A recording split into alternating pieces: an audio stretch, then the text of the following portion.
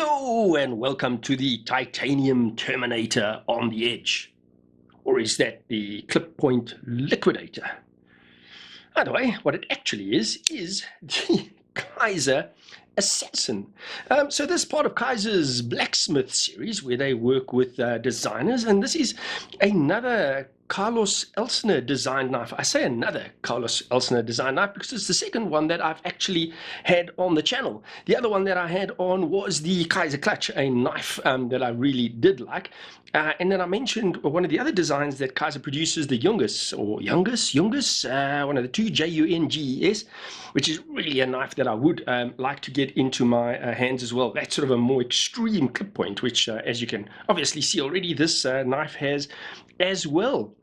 Now, once again, I've tried to look around to see if I could get some information on Carlos Elstner, and I cannot find anything. So I'm starting to think that perhaps this is a made-up person. Carlos Elstner doesn't actually really exist. So it's a figment of Kizer's imagination. No, I'm sure it isn't. And I'm sure if I did state that, somebody would jump into the comments very quickly and tell me how wrong I am. Anyway, I can't find any information about the man, so we're not going to speak about him, clearly. So guys, that means I'm going to be doing the usual materials, dimensions and weight, and then dive into design and attributes of this good-looking knife. Right, so let's get cracking. We have a blade, so very good materials on the knife all over, pretty typical of Kizer knives. We've got a blade steel of CPM S35VN, so nice premium steel there.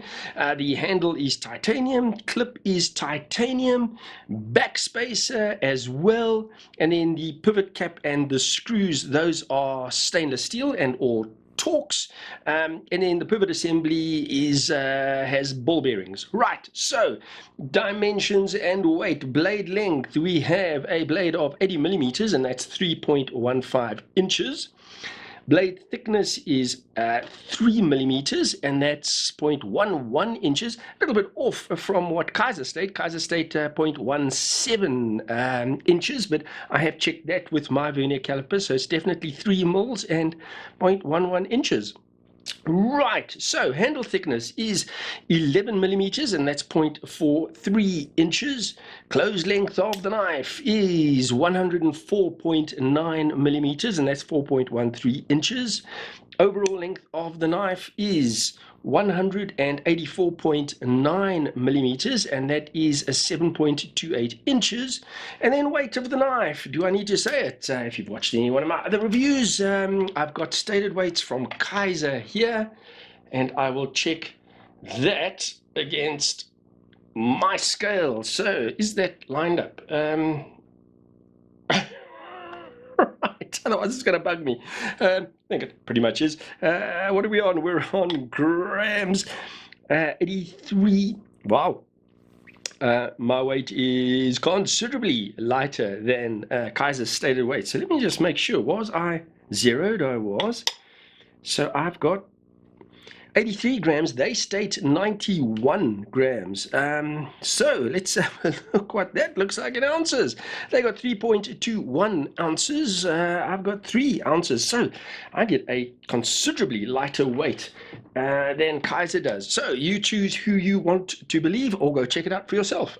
So that is right. Now, design and attributes of the knife. So I mentioned up front, handsome, good-looking little knife, this, and I've already mentioned that it has a clip point blade, very clearly a clip point blade. And when I got this knife in my hand, I actually realized when I was thinking about doing comparisons to other knives that I don't actually have that many pure clip point bladed knives in my collection. I have knives that come very close to it, but I'll show you a few of those when we do size comparisons a little bit later on. So clip point blade, flat grind on the primary grind. Well, it is only one grind, and that has a satin finish to that, and it is a flat grind as well, and that satin finish very, very beautifully done. And once again, this is one of those knives where general fit and finish on the knife all over the place is really spot on. Edge as well, so edge out of the box, very, very tidy and incredibly sharp out of the box. And you can see just behind that edge, we've got a nicely sized sharpening choil, so it's going to be easy enough to touch up that edge. Quite a lot of interesting things happening here on the spine of the blade. So you can see that you've got the thumb hole, and you probably will have noticed that we've got a flipper tab as well. So that speaks, obviously hints at various ways that you can open the knife. But if you look at some of the shaping, machining on that blade, some very, very interesting, as I said, shapes happening there. So you've got this oval sort of shape for the thumb hole, but then around there we've got this cut into the blade that would be, I suppose, no, you can't really call that a fuller. You've got this cut into the blade and then a thicker area around the jimping. So when you look at that on the spine and the shapes that it creates there, it's almost like an arrow. So if you can picture, there's your arrow head running to the tip of the blade, and then that's the shaft of the arrow, and then that would be the feathers. So it kind of has that shape to the spine. It could also, one could also say that it has a bit of a shape of an assegai because it has such a long sort of head on that. But anyway, yeah, very, very interesting the way that that is finished. And then that recessed area around the hole, that has got a bead blast finish to it. And then, as I mentioned, the rest of it has the rest of the blade has a satin finish. Markings on the blade, we've got, as Kizers normally do have, the Kizer logo. Then there's the blade steel etched on it just next to the Ricasso, the S35VN, and then on this side the name of the knife, and then once again we've got that fictitious designer Carlos Elstner, his logo, no, I'm sure he exists, Carlos Elstner's logo on the primary grind there as well. General shape of the knife, should I say it again, very, very handsome. So you can see the whole shape of the knife, very well integrated. You've got this little ramped area on the spine of the blade where the jimping is, and that jimping also done very, very nicely. But you can see it creates that little ramped area that flows nicely onto the handle. And let me just stop there. One thing I didn't speak about is having a look at that flipper tab. So quite a big flipper. And you can see one of those sort of flat topped, although it's angled, it's quite a flat top, and the jimping sits there and not on the front of the flipper. So I'll show that a little bit when I show deployment of the blade a little bit later on. So let's just get back now to the general shape and finish of the knife. The edges of that handle have a beveled edge running all the way around, but sort of varying thicknesses and slightly curved in some places. You can see the wider bevel there, and then we've got a narrower bevel running along the spine of the handle, and then it gets a little bit even narrower when it runs towards the blade, and another curved bit around that area and there, and a little bit. So very, very interesting. So while it has this beveled edge, it is, as I say, slightly different sort of shapes and sizes all the way around the edge of the handle that do add a lot of interest to the general sort of look and finish of the handle. And then do I even need to mention it? You will have seen those big slots cut into the handle as well, and that's very, very attractive. Now that will have two functions. Obviously, it will make the knife a little bit lighter, but I suspect in this case far more to do with aesthetics.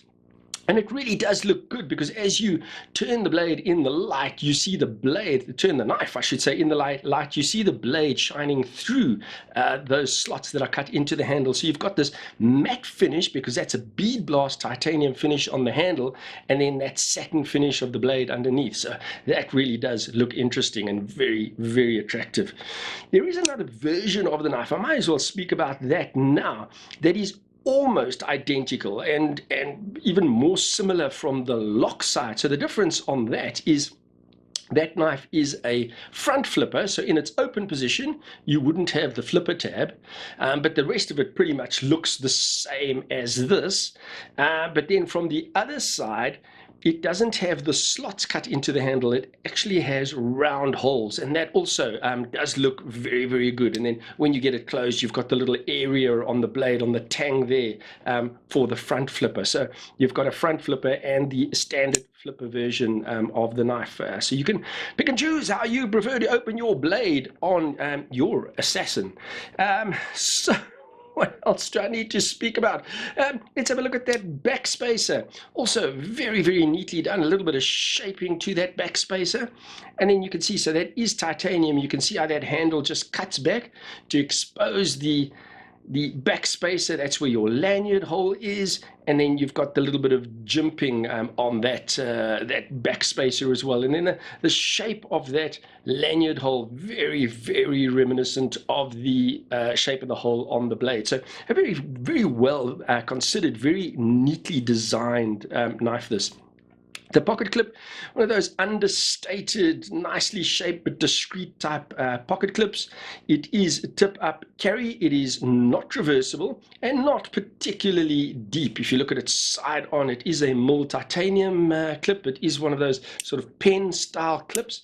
But what is interesting, and I haven't seen this too often, in fact I can't remember having seen it on another pocket clip, not off the top of my head, but if you look on the inside, just at that portion there, you can see a little bit of sort of relief cutting inside the clip. And that is kind of where you get the flex on the clip. So that's what that has created. Those little cuts into the clip allow it to flex a little bit easier right at that spot. The same idea as those relief cuts that you get on the lock, which is the area where the lock flexes as well. While we're speaking about that, we may as well have a look at that as well. This also exceptionally neatly done on the knife. Those are very square, sharp corners, but that does look very good and does suit the overall aesthetics on the knife, but that done very, very nicely as well. The frame lock, standard fare. It has your typical stainless steel inserts. You've got the stainless steel on stainless steel lockup with the little over travel stop inside there as well.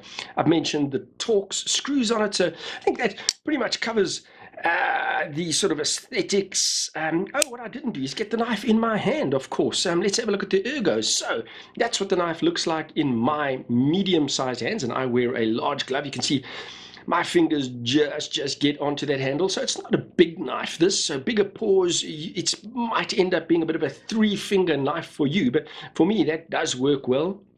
My forefinger falls into that choil very nicely, and it does feel very, very secure in hand. Even though there's not much grip to the finish on that handle, you do have the little grip that is provided by those slots that are cut in. That means that your fingers have a place to get a hold of. And then, of course, you've got that pretty aggressive jimping on that ramp on the spine of the blade as well. So it really does feel like a good user. Right, action of the knife, and so it can be obviously opened using the flipper. I'm laughing because I can't do the thumb flick at the moment because I've torn the nail a little bit away from my finger. Boo-hoo, I've got a boo-boo on my finger, but it just means that it's really uncomfortable to do the thumb flick at the moment, so I'm not going to be doing that. That's why I'm laughing. But you've got the flipper at the back with that jimping I mentioned at the top, so you can comfortably light switch this, and the blade does fly out, and then you can kind of do the push button on this as well. So either of those really do work well, and the blade is very, very, very smooth. Might be a little bit drop shuddy as well. In fact, it is. So really nicely smooth on those ball bearings. That one of those is, to use the cliche, it is one of those that is buttery smooth, this knife. And then with that hole, so like I said to you, I'm not going to be doing the thumb flick on it, but you can. But then you can get your middle finger into that little slot, and if you get the angle just right, you can do a beautiful spidey flick on this knife as well. So a little bit of a fidget toy as well.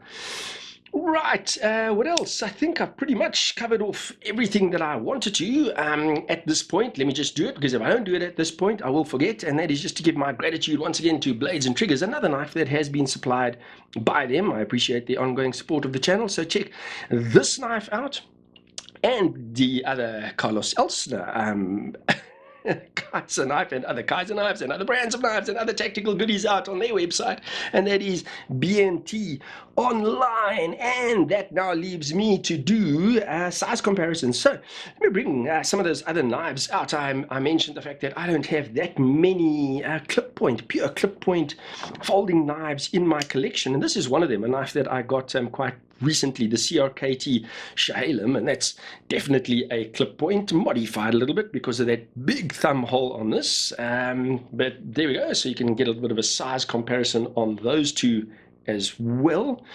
And then this is a clip point, a bigger knife, but this is the Tercel, the Bestech Tercel, and then you can see that that is obviously a clip point blade as well. And then I mentioned those others that are, or did I mention, that are kind of almost clip points, but they're not really. They are actually drop point blades, but some of the grinding on the blade makes them look almost clip pointish, and that, by the way, you know, that's the zero tolerance, the 0900, the Les George design, and you can see that. So it's almost a clip point. It is actually a drop point blade. And then the other knives that I have that are like that is this, that I'm also going to use for size comparisons, but you can see that blade as well, and that's the Kizer Apis. Also almost, at certain angles, looks like a clip point blade, but it is actually a drop point. I'll bring this one on in a second again. And then this is kind of one of those knives as well, and this is a very dirty and abused Pole Force. It's my heavy use knife, so excuse the dirt and condition of it. But that is also one of those that sometimes at certain angles looks like a clip point, but then, you know, you turn it and then you see that little curve that's running that way, and you realize that is a drop point. But like I say, in certain lights it looks like it could be a clip point. Right. So, gone on and on about that, just to make the point that I don't have that many pure clip point blades in my collection. So, back to size comparisons. I actually wanted to speak about something here as well. And that is the finish on this Assassin. And you get this finish on a lot of other knives, quite a few Kizer knives, but Wee knives as well. But where they do this bead blast finish to the handle, and I don't actually particularly like it. While it is attractive, you get those sort of scratches, those kind of snail trails very, very easily on this. And then when it does scratch, you get the sort of shine, the glossiness of the titanium underneath that comes through it, and it becomes really very obvious. I far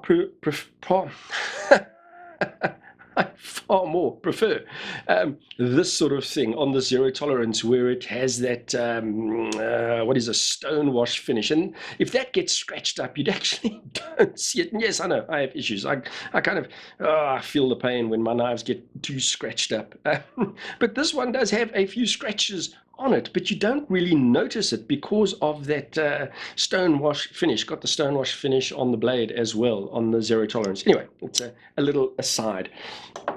And then let's do the size comparison on that knife I brought out a second ago. So this knife, the Assassin, despite the name, I do think it's sort of the gentleman assassin, maybe.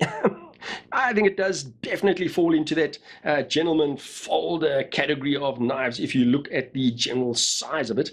And there you can see it compared to the Kizer Apis. Right. What else? What other comparisons? This one that I always use and people should know, and that is the Spyderco PM3, the smaller version. Give you some sense of that. And then this one, the Spyderco Manix 2 that you might know, give you some perspective there as well. And this one, the last one I'll use, the knife that I always do use, a knife that has been out for a very, very long time. And as I always do say, if you like knives, you probably will know that knife, and that is the Benchmade Mini Barrage. Right, guys, and I think that's that. So, all in all, a very tidy, neat little knife, and another Kizer knife that is really well constructed. The fit and finish on the knife is bang on, blade centering, the action on the knife.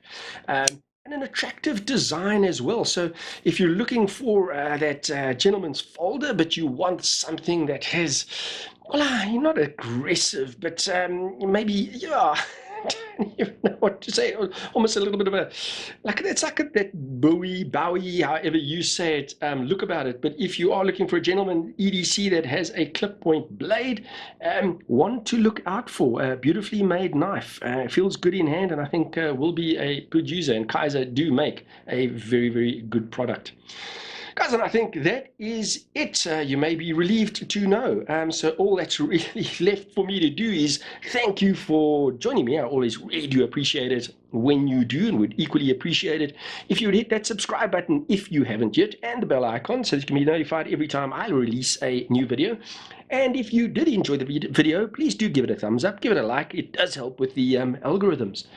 And other than that, you go well, and God bless.